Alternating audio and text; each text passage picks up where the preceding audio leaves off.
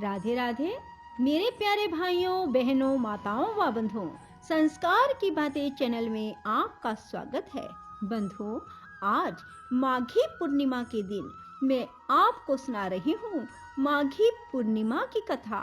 बंधुओं, माघ मास का शास्त्रों में बहुत अधिक महत्व बताया गया है और साथ ही माघी पूर्णिमा का भी महत्व बहुत अधिक है। बंधुओं, जिन्होंने पूरा माघ मास स्नान नहीं किया, अर्थात ब्रह्म मुहूर्त में उठकर स्नान नहीं किया, माघ महात्म की कथा को नहीं सुना, वे यदि माघी पूर्णिमा के दिन भी गंगा जल मिलाकर स्नान कर लेते हैं तो उन्हें 1000 गंगा स्नान के बराबर पुण्य की प्राप्ति होती है। और यदि आज माघी पूर्णिमा के दिन संपूर्ण माघ मास महात्म की कथा सुन लेते हैं तो उन्होंने पूरा मास कथा नहीं सुनी और सिर्फ माघी पूर्णिमा के दिन ही माघ महात्म की संपूर्ण कथा सुन ली तो उन्हें पूरे माघ मास में स्नान और माघ महात्म की कथा सुनने का पूर्ण फल प्राप्त होगा और 1000 अश्वमेध यज्ञ के बराबर पुण्य की प्राप्ति होगी। बंधुओं, इसलिए माघ पूर्णिमा के दिन स्नान अवश्य करें। वैसे तो आप स्नान रोजाना करते हैं, परंतु ब्रह्म मुहूर्त में उठकर ही स्नान करने का महत्व है। बंधुओं, जो मनुष्य माघी पूर्णिमा की कथा को सुनेंगे, भगवान विष्णु की कृपा से उनके सभी मनोरथ पूर्ण होंगे, उनके जीवन में स्थायी लक्ष्मी का वास होगा, आर्थिक संकटों से उन्हें सामना नहीं करना पड़ेगा। बंधुओं, यदि आपने YouTube चैनल संस्कार की बातें अब तक सब्सक्राइब नहीं किया तो जरूर करें और बेल आइकन दबाना ना भूलें ताकि आपको हमारी आने वाली सभी वीडियोस की जानकारी सबसे पहले हो सके। बोलो विष्णु भगवान की जय, लक्ष्मी माता की जय। किसी नगर में चंद्रहास नाम का एक राजा था। उसकी पत्नी का नाम कृतिका था और वही नगर में एक ब्राह्मण और ब्राह्मणी रहते थे। उनके यहाँ धन धान्य की कोई कमी नहीं थी, पर उनके कोई संतान नहीं थी। इस वजह से वे बहुत दुखी थे। एक समय एक तपस्वी उस नगरी में आया। वह तपस्वी उस ब्राह्मण के घर को छोड़कर सभी घरों से लेकर भोजन करता, पर वह रूपवती से भिक्षा नहीं लेता था। एक दिन जब तपस्वी ने किसी अन्य घर से भिक्षा ली और गंगा के किनारे जाकर प्रेम पूर्वक खाने लगा, तब धनेश्वर ने तपस्वी के सभी कार्यों को करते देखा और अपनी भिक्षा के अनादर को देखकर धनेश्वर तपस्वी से जाकर बोले, आप सभी घरों की भिक्षा लेते हैं, पर मेरे घर से भिक्षा क्यों नहीं लेते? तब तपस्वी ने कहा, जो निसंतान हो उसके घर की भिक्षा बड़ी पापदायिनी मानी जाती है। पतितों का अन्न खाने से मनुष्य आप भी पतित हो जाता है। क्योंकि तुम निसंतान हो, इसलिए मैं तुम्हारे घर की भिक्षा नहीं ले सकता।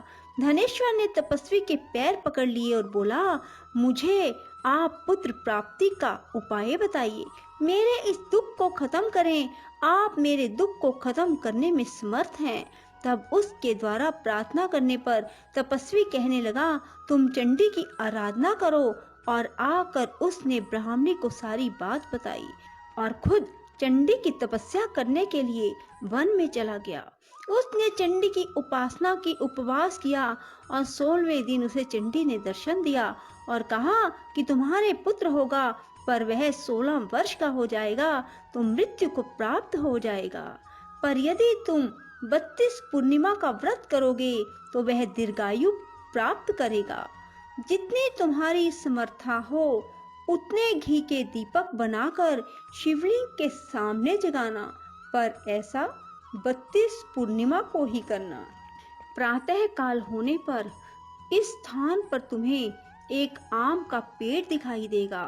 पेड़ पर चढ़कर एक आम तोड़ना और घर ले जाकर पत्नी को दे देना। अब वह स्वप्न से जागा और पत्नी को सारी बात बताई। स्नान करके पत्नी को खिलाना। प्रातः काल होने पर इस स्थान पर तुम्हें एक आम का पेड़ दिखाई देगा। पेड़ पर चढ़कर एक आम तोड़ना और घर ले जाकर पत्नी को सारी बात बताना और स्नान करके पत्नी को खिलाना। उसके संतान होगी। जब वह सवेरे उठा, उसने वहां एक आम के पेड़ को देखा और आम लगा देखा, पर वह आम तोड़ ना पाया क्योंकि आम बहुत ऊंचे लगा था। और गणेश जी से प्रार्थना करने लगा कि हे गणेश जी, मेरा कार्य सिद्ध करें और मैं अपना मनोरथ पूर्ण कर सकूं। गणेश जी की कृपा से धनेश्वर पेड़ पर चढ़ गया और उस फल को देखा।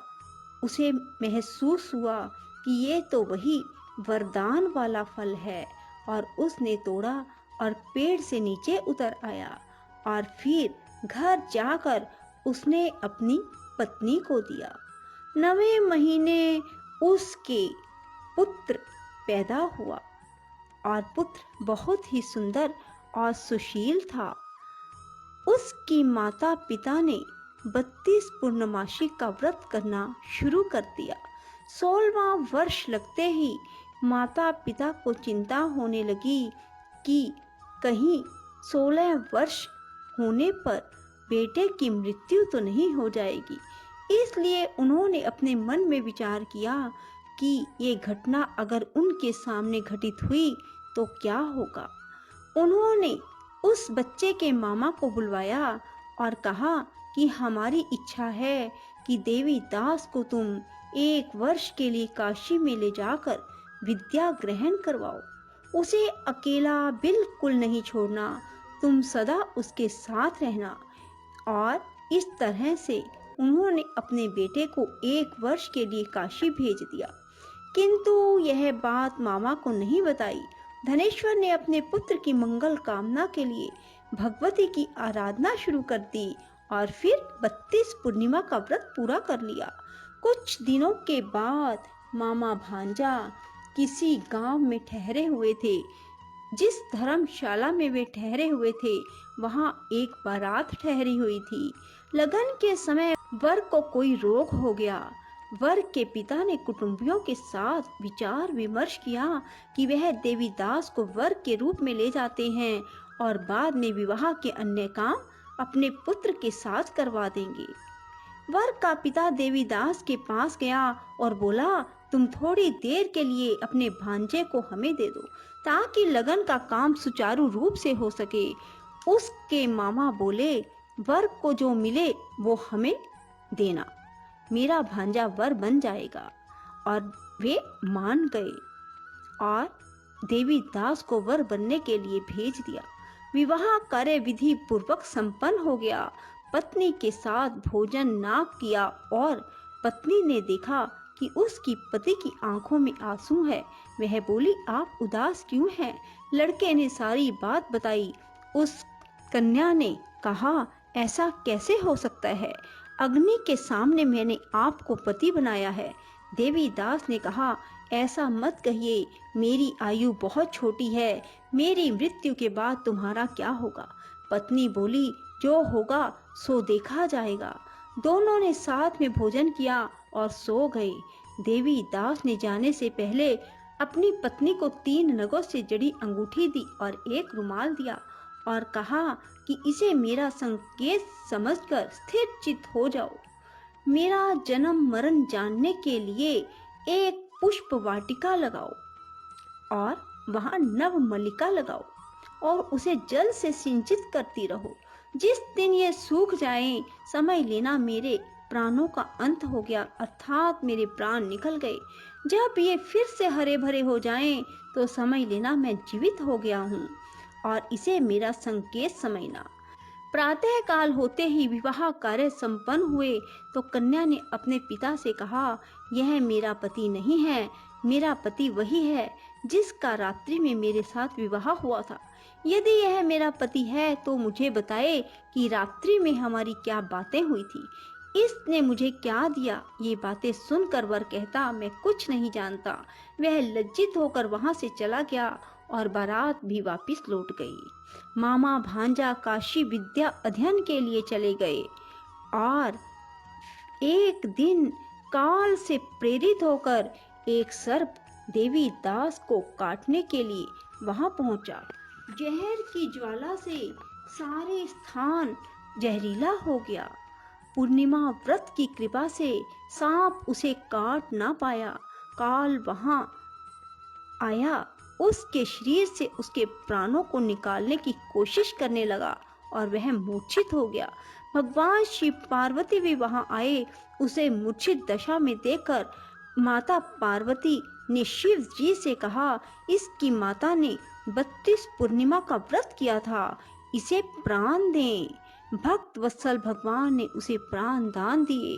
व्रत के प्रभाव से काल को भी पीछे हटना पड़ा। उसकी स्त्री उसकी प्रतीक्षा करती थी।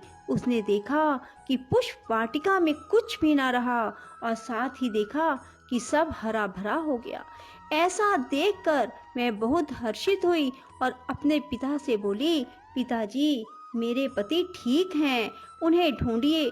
उधर मामा भांजा भी 16वां वर्ष पूरा होने पर काशी से वापस चल पड़े और कन्या के घर पहुंच गए। कन्या ने अपने वर को पहचान लिया। धनेश्वर 32 पूर्णिमाओं के व्रत करने से पुत्रवान हो गया और जो भी स्त्री इस व्रत को करती हैं वह कभी विधवा नहीं होती, सौभाग्यवती रहती है। यह व्रत पुत्र पौत्रों को देने वाला और सभी मनोकामनाओं को पूर्ण करने वाला है। भगवान शिव की कृपा से 32 व्रत करने वालों की हर इच्छा पूरी हो जाती है। बोलो शिव शंकर भोलेनाथ की जय। राधे राधे, जय श्री कृष्णा। बंधुओं, यदि आपको हमारी वीडियो पसंद आए तो इसे लाइक करें और शेयर भी जरूर करें। धन्यवाद।